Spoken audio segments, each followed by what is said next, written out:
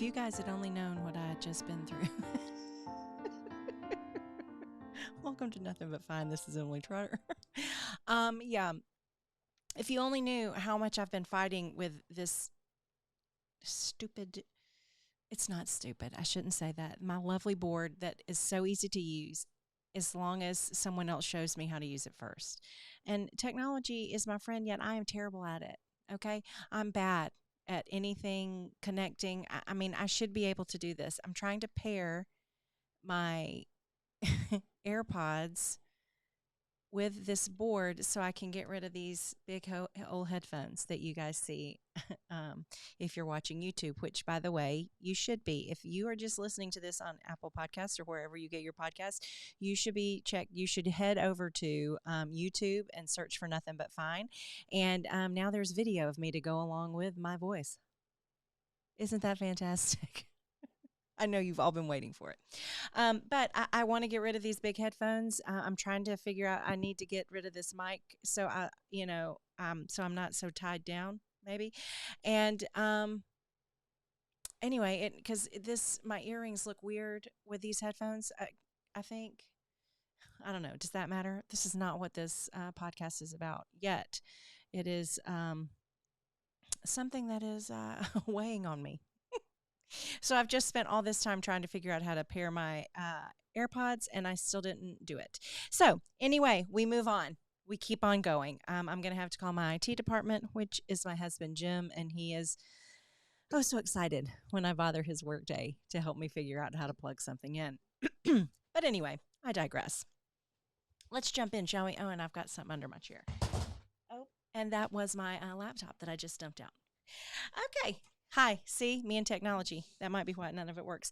Anyway, hi. Well, we're going to get into Matthew still again more. And we're almost done with it. And these next few chapters, I'm going to kind of lump together because they're parables, which I love a parable, but I've already talked in great detail about parables earlier on Nothing But Fine. So you can go ahead and go back and listen to those. I will link them in the show notes so that you can find them. So there's a lot of parables in here. And it just struck me as I was reading through these and trying to decide where to go next. It just struck me as I was reading all of this that it's getting down to the wire. And of course, the disciples nor anyone else except Jesus knows this is happening. They don't realize that the time is coming where he is going to be crucified, right? And be buried and then rise again and then ascend to heaven. They don't know all of that's coming. So I felt like in the way that Matthew wrote his book and has, organized things in it, that perhaps I think that as he's writing this, it just feels like there's a big buildup here. It starts to feel more urgent than it has felt thus far in the book, right? And so I just felt a desperation, maybe, that I don't know if desperation is the right word, but but I just can't get away from it. I feel like Jesus has a desperate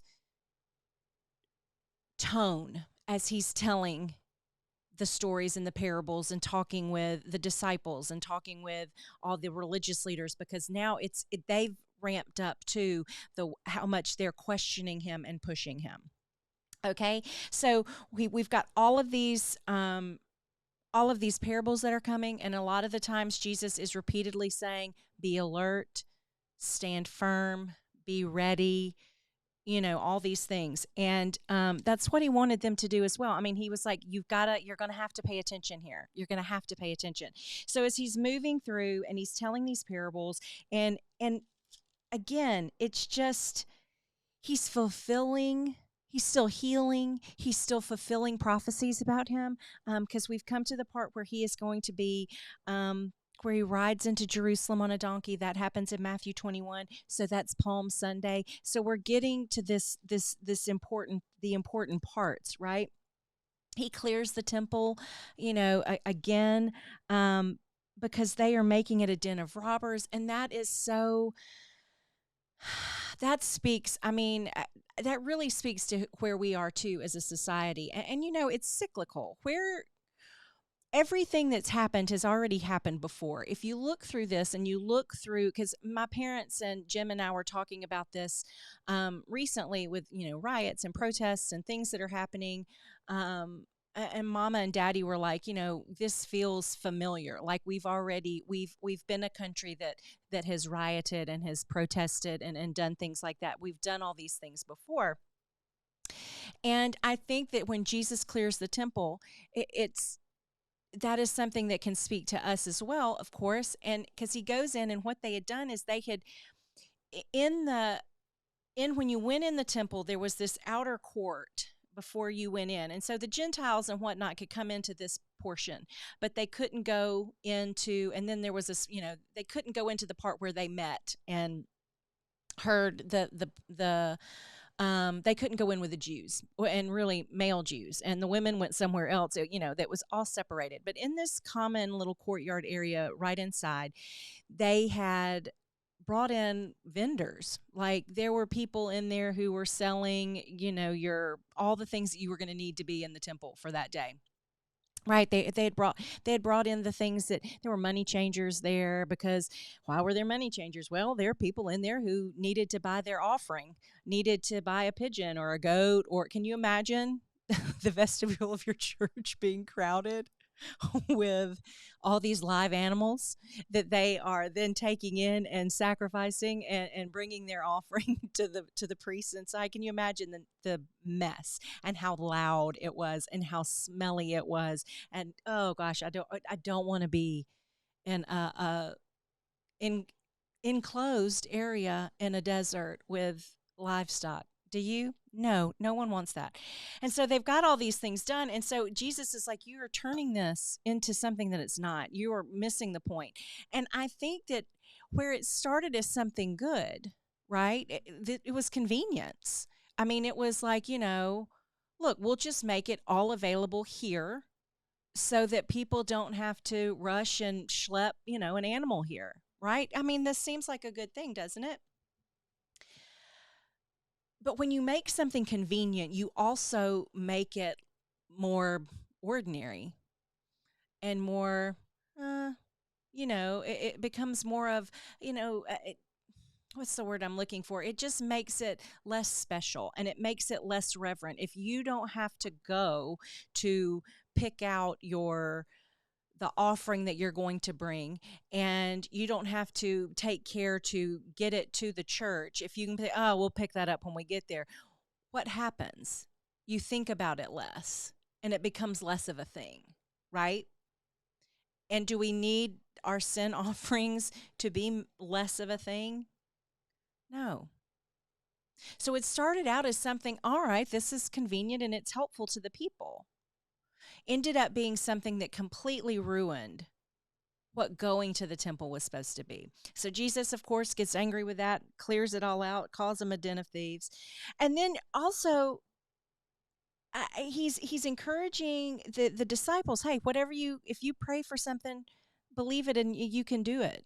Okay? He's encouraging them. He's coming across these constant, the religious leaders are constantly, again, coming up to him saying, wait a minute, who gives you the authority to say these things?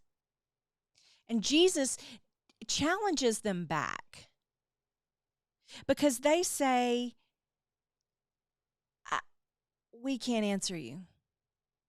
He asks them a question and he says that we can't answer. And he goes, then neither am I. If you can't answer me, then I'm not going to answer you. And he never openly argues with them, right? The way that he approaches discussing things with them is very civilized and very intelligent. If you can't answer me, I'm not going to answer you, right? So, the wedding feast. I'm just looking through. I mean, the wedding feast, the parable of the wedding feast. I just love it so much. Because there's a man who He's like a king, and he prepared a wedding banquet for his son, and he sent the servants to those who had been invited to the banquet to tell them to come, but they refused to come. This is chapter 22 of Matthew. And then he sent more servants, and he said, "Tell those who have been invited that I have prepared my dinner. My oxen and fattened cattle have been butchered, and everything is ready. Come to the wedding banquet." But they paid no attention and went off, one to his field, another to his business, and the rest seized his servants, mistreated them, and killed them. The king was enraged, obviously. And then he said, "Okay, um, go into the street corners and invite the banquet anyone you find." So that the servants went out into the streets and gathered all the people they could find, both good and bad, and the wedding hall was filled with guests. But when the king came in to see the guest, he noticed a man there who was not wearing wedding clothes. "Friend," he asked, "how did you get in here without wedding clothes?" The man was speechless, and the king told the attendants, "Tie him hand and foot and throw him outside into the darkness, where there will be weeping and gnashing of teeth, for many are invited, but few are chosen." So this wedding feast, this story, I mean, it gets me, because obviously, look who Jesus is speaking to. This man has invited all of his friends, his business associates, and no one can come. They're like, "No, we can't make it." And he keeps trying. He's like, "Look, I'm doing all of this. I want you to celebrate with me." "No, we can't come." Don't you know that that was directed to the religious leaders and the Jews of the time, where Jesus is saying, God is saying, "Here is the wedding feast. Come. I want to lavish all this my good fortune on you. I'm so happy. I want you to celebrate with me." And they're like, "No, we can't. We're busy." And then they get a little bit violent. So what does Jesus do? So what is the king? Jesus. He invites everyone to just anyone off the street, "Come on in. Come on in." And they enjoy and have a good time. But somebody sneaks in, and he wasn't appropriately dressed. Oh, I don't know.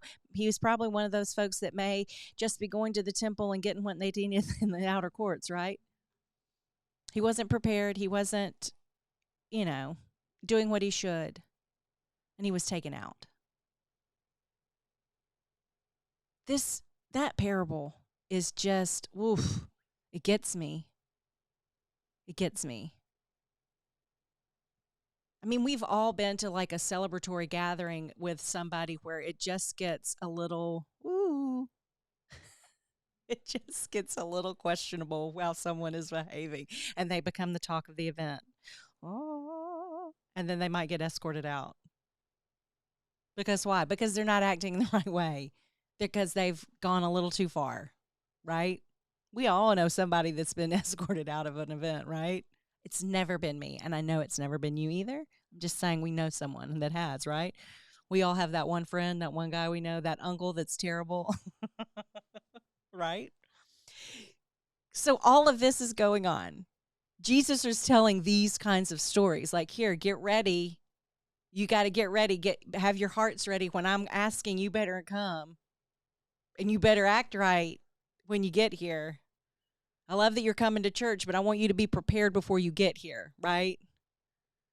I want you to know what's going on. I want your heart to be prepared. I want you to be in a mental place that you are understanding the reverence of what is coming, of what's going to happen, right? I need to be respected." And then the religious leaders, again, here they come. And this gets me because the Pharisees, they're trying to trap him about stuff, little things. They keep trying to do it. I mean, we saw that they had tried to, kind of catch him and trick him into saying something that was against what Moses had already said. And they really love to do that kind of stuff. But they're like, "Okay, how do you pay taxes?"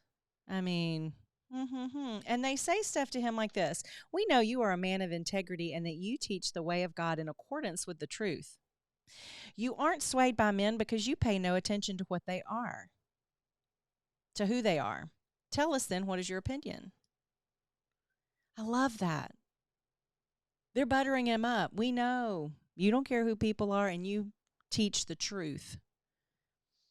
And Jesus is like, y'all are hypocrites. You're trying to trap me. He knows exactly what is going to do. Because he says, but Jesus, knowing their evil intent, said, and this is also in 22 of Matthew. This is 15 through 22 is this little passage that I'm referring to. And Jesus says, knowing their evil intent, you're hypocrites. And then the last verse says, when they heard this, they were amazed, so they left him and went away. Then they start asking about resurrection. What happens when you die? Because Sadducees did not believe in the resurrection. They didn't believe that anything happened after that. And they tried to trap Jesus into answering something like that. Okay? Then they ask about the greatest commandment, trying to figure out what he's going to say the greatest one is. Right? So Jesus looks at his disciples at some point and says, all right, guys, y'all, and he looks at the crowds that have gathered and he goes, you're going to have to be careful about your religious leaders. You must obey them and do everything they tell you. Here's what he says in the beginning of chapter 23. Jesus said to the crowds and to his disciples, the teachers of the law and the Pharisees sit in Moses' seat, so you must obey them and do everything they tell you, but do not do what they do, for they do not practice what they preach. They tie up heavy loads and put them on men's shoulders, but they themselves are not willing to lift a finger to move them.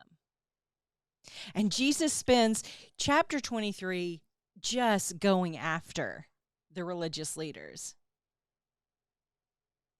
Because he's like, woe to you, blind guides. You say if anyone swears by the temple, it means nothing. But if anyone swears by the gold of the temple, he is bound by his oath. You blind fools, which is greater, the gold or the temple that makes the gold sacred?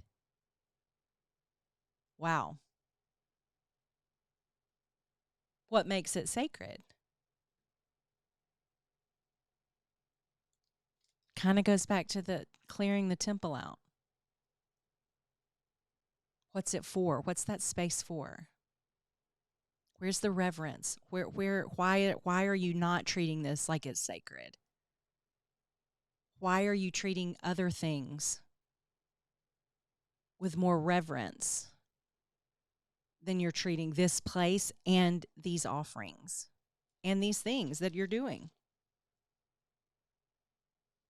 Then he talks to him and says, woe to the, I'm skipping around.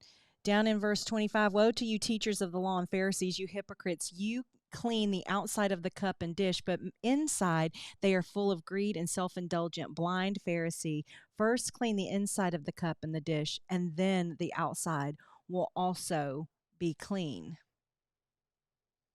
You're like whitewashed tombs, which look beautiful on the outside, but on the inside are full of dead men's bones and everything unclean. In the same way, on the outside you appear to people as righteous, but on the inside you are full of hypocrisy and wickedness. Wow. This is when he says, you snakes, you brood of vipers. That's often quoted, isn't it? How will you escape being condemned to hell?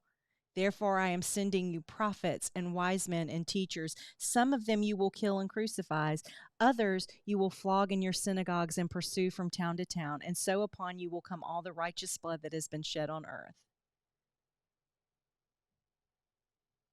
And then Jesus grieves over Jerusalem, and he says, oh, Jerusalem, Jerusalem, you who kill the prophets and stone those sent to you, how often have I longed to gather your children together as a hen gathers her chicks under her wings, but you were not willing. There's the wedding guest. How I've longed to gather you, but you were not willing.